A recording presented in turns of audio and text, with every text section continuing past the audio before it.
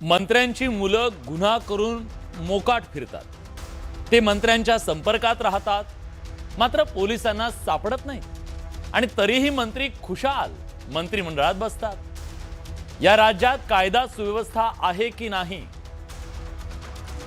हे मुंबई उच्च न्यायालयाने म्हटलं. मुंबई उच्च न्यायालयानं जेव्हा हे सगळं सुनावलं तेव्हा कुठे मंत्री महोदयांचे चिरंजीव पोलिसांना दिसू लागले. नाहीतर इतके दिवस गांधारीच्या भूमिकेत गेलेल्या पोलिसांना ते दिसतच नव्हते. न्यायालयानं जेव्हा दट्ट्या दिला, जाणीव करून दिली, तेव्हा खाकीला जागा आणि मंत्री महोदयांचे चिरंजीव शरण आले. बघूया रिपोर्ट. विकास गोगावले पोलिसांना शरण. 1.5 महिन्यापासून होता फरार. कोर्टानं फटकारल्यानंतर अखेर शरण. रायगड पोलिसांसमोर शरणागती पत्करणारा हा आहे विकास गोगावले. राज्याचे रोजगार हमी योजना मंत्री भरत गोगावलेंचा हा मुलगा आहे.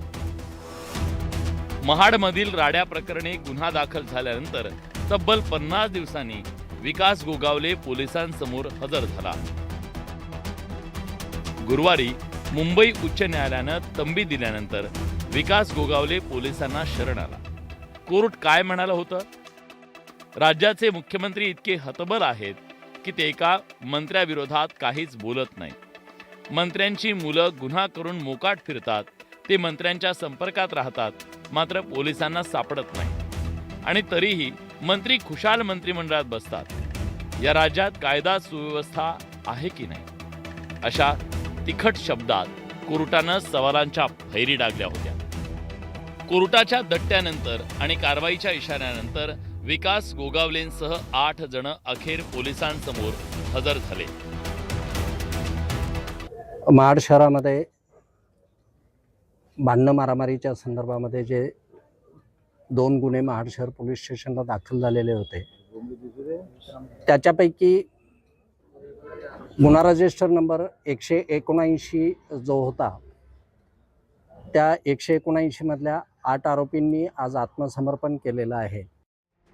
महाड तालुक्यात 2 डिसेंबर 2025 रोजी नगरपंचायत निवडणुकीच्या दरम्यान विकास गोगावलेंचे कार्यकर्ते आणि राष्ट्रवादी काँग्रेसच्या सुशांत सांबरे यांच्या कार्यकर्त्यांमध्ये राडा झाला. यावेळी वाहनांची तोडफोड करण्यात आली. या प्रकरणी शिवसेना आणि राष्ट्रवादी काँग्रेसच्या कार्यकर्त्यांच्या विरोधात गुन्हा दाखल करण्यात आला.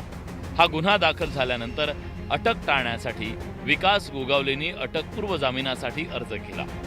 मात्र तो अर्ज फेटाळून लावल्यानंतर विकास गोगावले फरार होता.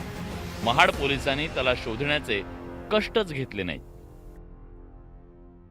ह्या संदर्भात कोणीही त्या ठिकाणी असो, एखाद्या नेत्याचा मुलगा असो किंवा कुठल्या पक्षाचा कार्यकर्ता असतो, कायदा हा सर्वांकरिता सारखा आहे. कायदा आपल्या बाजूने त्या ठिकाणी काम करेल आणि संबंधित व्यक्ती ज्या कुठल्या याच्यामध्ये गुन्हेगार असेल त्यांच्यावर कारवाई करेल. पोलीस त्या ठिकाणी शोध घेतच होते, परंतु हे चांगलं की त्यांनी स्वतःहून त्या ठिकाणी शरणागती स्वीकारली.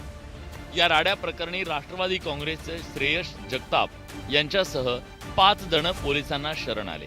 आमचे 1 ते 8 आरोपी हजर झालेले. त्याप्रमाणे पोलिसांची मागणी पण 2 दिवसाचा PCR जो परवापर्यंत दिलेला आहे आणि दुसरे आरोपी जे हजर केले त्यामध्ये पण 2 दिवस PCR दिलेला आहे दोन्ही केसमध्ये. कोर्टाच्या दणक्यानंतर हे आरोपी काही तासातच कसे शरण आले? इतके दिवस ते पोलिसांना का सापडत नव्हते की त्यांना कुणी वाचवत होतं? असे एक ना अनेक प्रश्न निर्माण झाले. तसंच रायगड पोलिसांच्या भूमिकेवर सुद्धा संशयाचं धुकं गडद झालंय. Bureau report, news 18 Marathi, Raigad.